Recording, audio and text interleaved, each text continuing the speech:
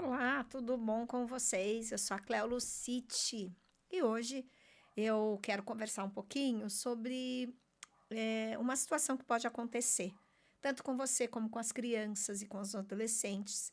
E a gente pode confundir com preguiça, com falta de vontade, com malandragem, que é a fadiga cognitiva. Então, eu peço que vocês me acompanhem agora, eu preparei uns slides para isso, para que a gente possa conversar um pouquinho sobre essa questão da fadiga cognitiva, o que, que a gente pode fazer, como identificar, como ajudar. E isso também vai se aplicar a você. Você vai contextualizando em relação a você, para que você também possa melhorar essa questão. Então, sem mais delongas, vamos começar logo, para a gente ter bastante tempo para aprender, porque vocês não gostam de vídeo grande, mas eu gosto de explicar direito. Então, aí fica difícil demais. Se ficar comprido, coloca em 1.5 e assiste, e presta atenção e aprende. Então, vamos lá.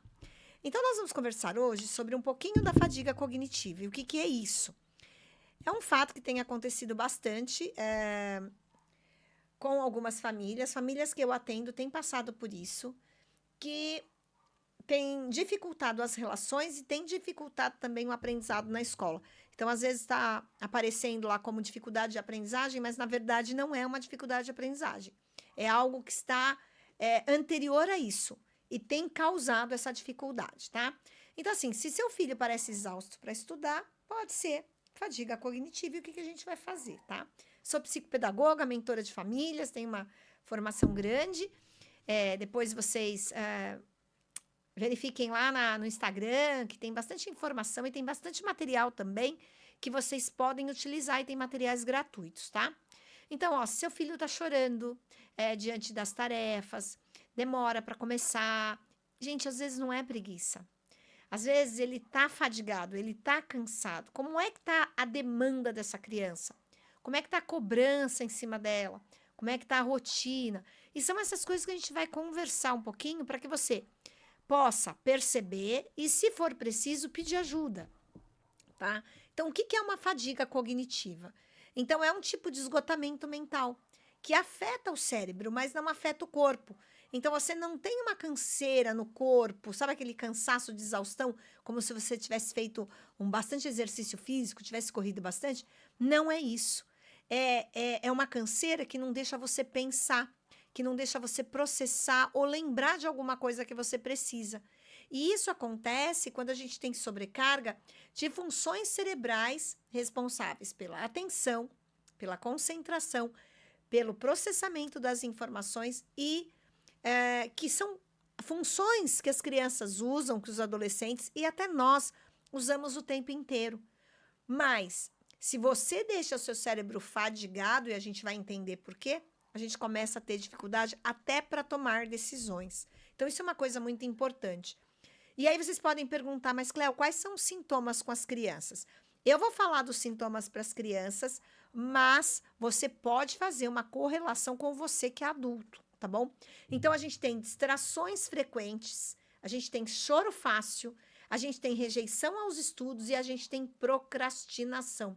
Então, assim, quando você está mentalmente muito cansado, qualquer coisa te distrai. Você não consegue manter o foco naquela tarefa. Ah, mas Cléo, de repente isso pode ser um TDA. Até pode, mas você tem todo um quadro para ser TDA. Então, pensa que sua criança ou você mesmo, de uns tempos para cá, começou a se distrair demais no meio da tarefa. Então, isso pode ser um sintoma. No caso de criança, chora fácil, diante de pequenos desafios, coisas até que ela já sabe fazer. Mas ela está tão cansada mentalmente que ela se esgota e ela chora. E adulto? Você já sentiu naquele momento do dia, que quando você encerra o dia, você tem vontade de chorar de cansaço? Essa é a fadiga cognitiva. Você chora de desespero porque você não aguenta mais de cansaço. Porque você tem que decidir o tempo inteiro, você tem que resolver o tempo inteiro. Com criança, a mesma coisa. Só que isso em relação às atividades cotidianas dela, certo? Rejeição ao estudo. O que ela pode fazer? Que comportamento? É que não consegue, que não quer, que está difícil demais, mesmo para coisas que ela já está acostumada, mesmo para coisas que ela já faz sozinha. E procrastinação, vai deixando, sabe? Vai deixando as atividades, por mais simples que elas sejam, para fazer depois. Então, esses sinais, eles têm que ser observados. Se ele se intensifica ao longo do dia, principalmente depois de jornadas de estudo, de períodos longos de avaliações escolares, sabe aqueles períodos de prova que você passa às vezes 15 dias, porque a escola dá prova um dia sim, um dia não, porque é uma estratégia para a criança ter tempo de estudar? É uma estratégia boa. Só que é uma sobrecarga muito grande, porque as famílias cobram demais. E às vezes a própria escola cria um ambiente muito estressante para as avaliações. Então, a concepção da avaliação não chega do jeito certo. E aí ela vai criando esse estresse, essa fadiga cognitiva, porque ela tem que estar o tempo inteiro vigiando, pensando, lembrando o que tem que ir bem, que tem que tirar nota, que o pai vai cobrar, que se não for bem vai ficar de castigo, vai perder o videogame, vai perder a festinha, vai perder o passeio, vai perder o brinquedo. Então, tudo isso vai causando uma fadiga muito grande. E com o adulto acontece a mesma coisa. Se você está no trabalho extremamente cobrado, extremamente pressionado, você vai ter uma fadiga cognitiva também. Só que quando a gente vê a fadiga cognitiva na criança, a gente acha que é preguiça, que é frescura. Você não faz nada da vida, você só estuda e fica aí dando trabalho. Então, a gente tem que tomar um pouco de cuidado com essas coisas, né? Porque a fadiga, ela vai impactar na aprendizagem porque ela vai mexer com a memória de trabalho. E a memória de trabalho é uma memória que a gente precisa o tempo inteiro na aprendizagem, porque é ela que vai garantir para nós ter a informação, acesso à informação rápida que eu preciso naquele momento. E que depois, com o tempo, a gente vai começando a manipular essa memória nas atividades diárias para transformá-la depois numa memória de longo prazo, numa memória consolidada que em qualquer momento eu posso recorrer àquela informação porque ela está guardada ali. Mas eu só consigo isso se a minha memória de trabalho está funcionando bem. E quando uma criança ela tem dificuldade de aprender, ela não consegue transformar essa memória de trabalho em memória de longa duração, de longo prazo. Então, ela fica sustentando as informações para ela resolver as tarefas de leitura, de interpretação, nessa memória de trabalho, e ela tem limitação. E aí, quando fica só ali para usar, que ela não aprende, então é aquela decoreba para usar ali no momento, ela sobrecarrega. E aí você tem uma fadiga cognitiva. Então, as escolas têm que tomar muito cuidado com as estratégias que elas usam para que as crianças aprendam. E também ter estratégias para verificar se aquela aprendizagem de fato aconteceu ou se aquela criança está segurando aquela informação só para te devolver na hora que você pede. E se ela estiver fazendo isso, ela vai ter fadiga. Sabe como você descobre isso? Manda teu filho ler. Quando ele vai ler, se ele não sabe decodificar e ele não entende o sentido das palavras, ele vai lendo, quando chega no final você pergunta o que ele leu, ele não consegue te responder. Por quê? Porque a capacidade dele guardar aquela informação na memória, a memória de trabalho dele está muito sobrecarregada. Então, a gente tem vários recursos. E se você quiser saber, depois você me chama no privado e eu te explico algumas estratégias para você melhorar isso com a sua criança. E até com você mesmo. Então, a gente tem algumas estratégias que vocês podem colocar em prática com as crianças, certo? Que são pausas ativas e estudo multissensorial. O que é isso, Cléo? Então, tem famílias que têm o hábito de estudar com as crianças, né, por horas, né? Ele tem prova no outro dia, então vamos ficar horas estudando. Tá errado. Não faça isso, porque você vai sobrecarregar o cérebro dessa criança, você vai sobrecarregar a memória dela de trabalho e aí ela não vai conseguir consolidar, levar essa informação para uma memória de longo prazo. Estude em blocos. Estude um pouco, pare, faça uma atividade diferente. Caminhe, ande, alongue, entendeu? Outra coisa que você pode fazer é estudos multissensoriais, ou seja, ativar outros canais de captação de informação. Então, geralmente, a gente usa qual? O visual e o auditivo, mas a gente tem o tátil, a gente tem o olfativo, a gente tem o proprioceptivo, a gente tem o corpo inteiro para a gente poder aprender. Então, a gente pode utilizar isso, pode usar brincadeira, pode usar manipulação, pode fazer a construção de alguma coisa, pode criar painéis, então, com informações, sabe, pegar os post-its e colocando informação, montar uma sequência. Então, você pode pegar esse tipo de experiência para que ele consiga estudar de uma maneira que não sobrecarregue o cérebro dele. E você também pode alternar. Você faz uma atividade mais complexa agora, então depois você faz uma atividade mais simples. Então, se a prova é de matemática e é resolução de problema, então faz o treino com ele, o estudo disso. Mas depois desses 10 minutos, faça outra coisa, faça outra atividade. Dê uma pausa, vai fazer uma atividade de leitura com ele, que não tem nada a ver com a matéria. Aí depois dá uma pausa, aí volta, faz mais um exercício. Então, assim, você vai usando estratégias diferentes, que você vai atingir o mesmo objetivo, mas você não vai deixar sua criança sobrecarregada cognitivamente. Lembrando que sempre menos é mais. Não adianta você sentar com a sua criança 10 horas para estudar para a prova. Se ele estiver fadigado na hora da prova, ele não vai conseguir ir bem. Entendeu? Então, é melhor períodos curtinhos em que você vai ter aí o efetivo foco, a atenção, e ele sabendo que ele vai estudar só um pouquinho e depois ele vai poder se distrair com outra coisa. Se você cria uma rotina de estudo assim, vai chegar um dia que você não vai precisar nem estudar com seu filho, porque ele já vai saber fazer isso sozinho, certo? E por que essas atividades multissensoriais que eu falei, elas ajudam muito a combater a fadiga?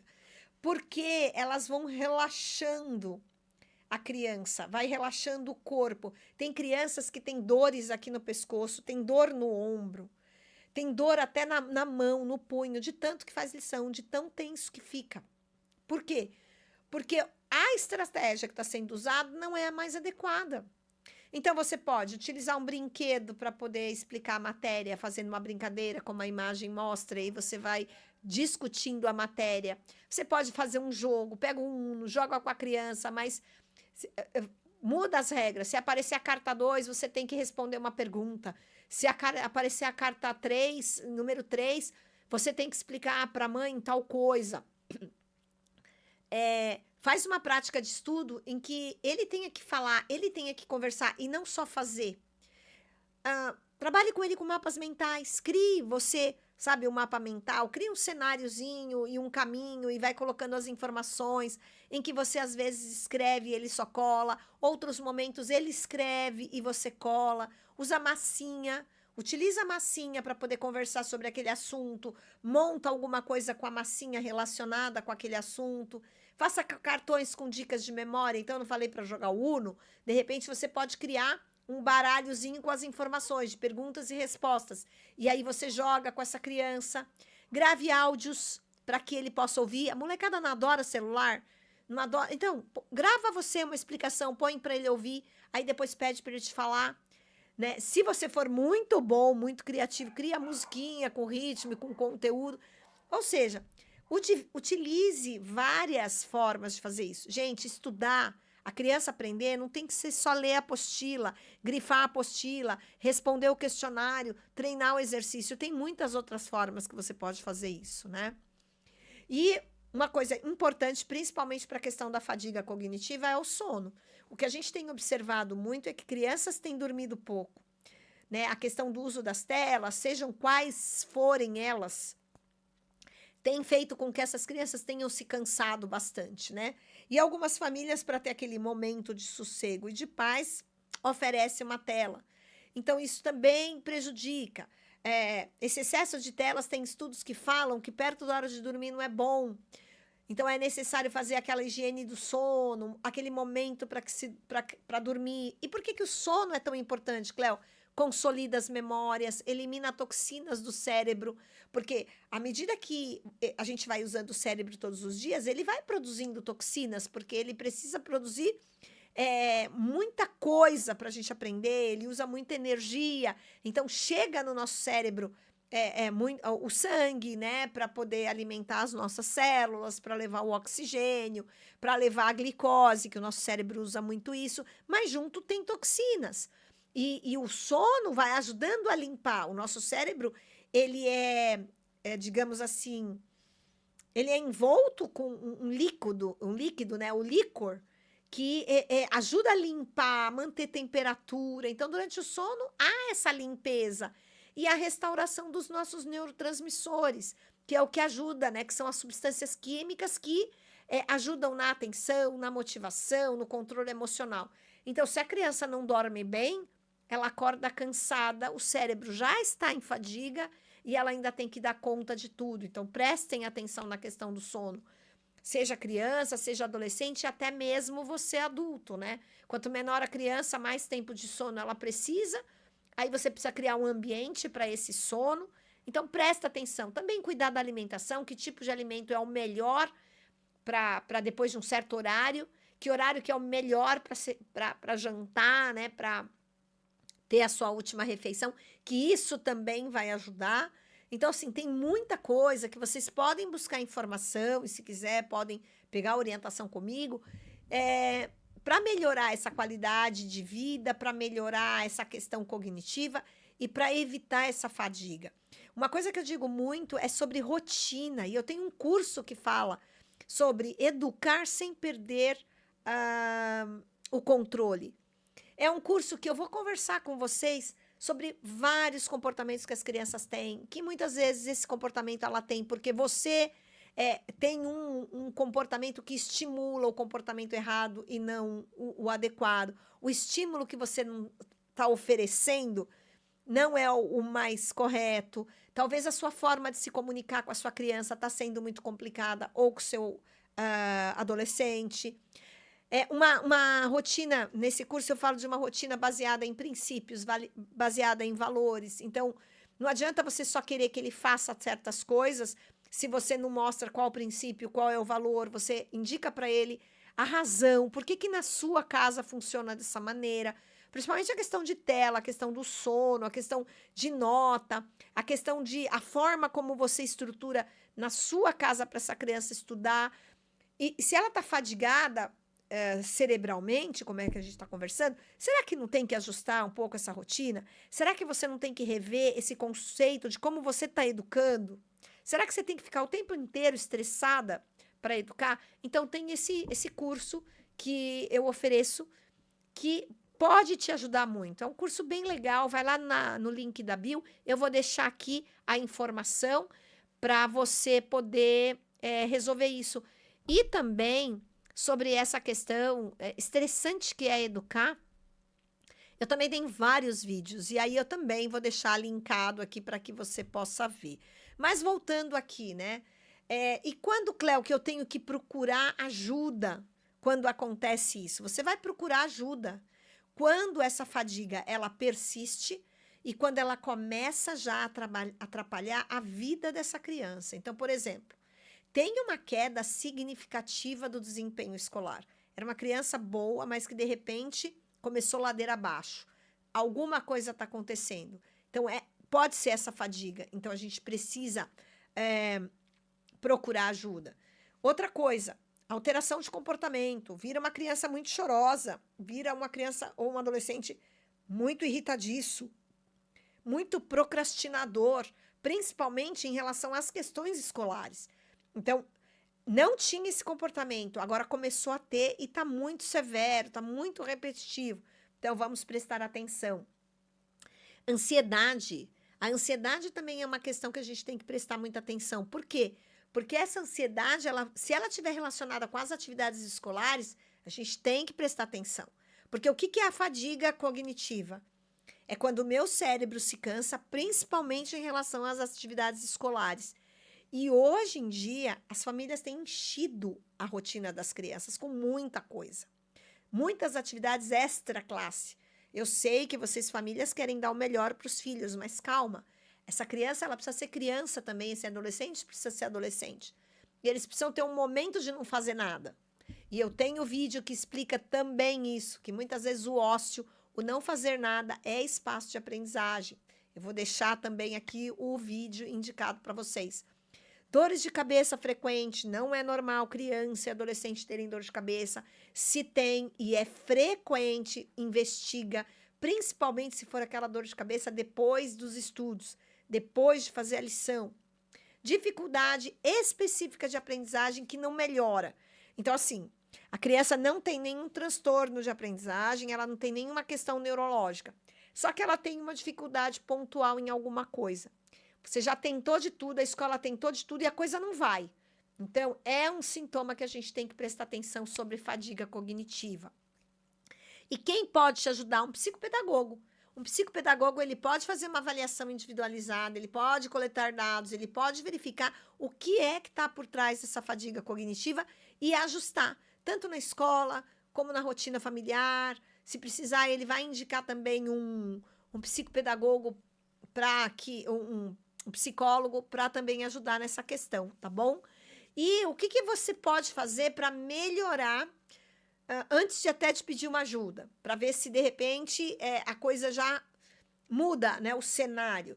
Então, estabeleça horários fixos. Então, de novo, rotina com horários fixos. Tem horários numa rotina que eles são inegociáveis. Então, quer saber quais são? Bem, me procura. Organiza o ambiente. O ambiente, ele favorece mudanças comportamentais. E o ambiente, ele é composto tanto pelo lugar como pelas pessoas. Então, cuidado. Que espaço é esse que seu filho ou seu adolescente estuda? Como é esse ambiente? Favorece a atenção ou não? Alimente o corpo e a mente. Então, cuidado. Olha a alimentação. O que está sendo ingerido que não é tão bom, que não é tão adequado, né? Como é que tá isso? Já foi nas consultas com o pediatra? Olhou como é que tá peso, como é que tá a vitamina? Dá uma olhada nessas coisas. E pro corpo, né, essas coisas. E pra mente, atividades que desestressam. Fazer um esporte, ter uma rotina com horários que eu não preciso fazer nada, eu não preciso ter cobrança. Garanta tempo livre, é o que eu sempre falo. Deixe tempo para não fazer nada. Ah, mas ele fica lá largado, parece que está apático. Às vezes não. Às vezes ele está lá com os pensamentos dele. Hoje em dia, criança e adolescente não tem tempo de ficar com os próprios pensamentos, porque a gente entope eles de coisas para fazer, né? Então, é o que eu sempre falo. Uma rotina equilibrada, ela ajuda muito, né? E aí faz com que a gente também aprenda a respeitar os limites cognitivos das crianças e dos adolescentes, né? E aí a gente consegue boas conquistas, mantendo a motivação deles. E uma coisa que eu quero te falar, você não está sozinho nessa jornada, sabe? Eu tô aqui, você pode me chamar, pode me seguir no YouTube, que tem bastante informação boa, nos acompanhe no Instagram, eu sempre estou colocando coisas diferentes, dicas, orientações e materiais. No link da bio do Instagram, você pode conseguir muito material, muita orientação gratuita e também os serviços que a gente oferece de mentoria, de tutoria, de avaliação. De repente, você precisa só de uma conversa, então a gente pode se organizar para essa conversa, você me conta o que está acontecendo e eu posso te fazer orientações. Tem famílias que eu já acompanho, tem famílias que sempre me procuram, porque às vezes aquela dúvida que você acha que é pequenininha, que isso não vai afetar, às vezes é essa dúvida que está atrapalhando todo o desenvolvimento da sua criança. Eu espero que você tenha gostado desse vídeo, que você tenha aprendido bastante coisa. E se você achou interessante, considere se inscrever no canal, considere compartilhar com alguém esse vídeo, para que outras pessoas possam ter acesso a essa informação. E não se esqueça que toda semana eu tenho um conteúdo novo, toda semana eu tenho um vídeo diferente e tenho também um quadro que chama Cleo Responde. Se você tiver alguma dúvida, tiver interesse que eu responda a sua pergunta, manda para mim no privado que eu faço isso. Muito obrigada pela sua atenção. Tomara que esse vídeo não tenha ficado muito longo, mas se ficou, segue a dica. Coloque em 1.5 que rapidinho você ouve, tá bom? Um beijo e tchau, tchau. Até um próximo vídeo.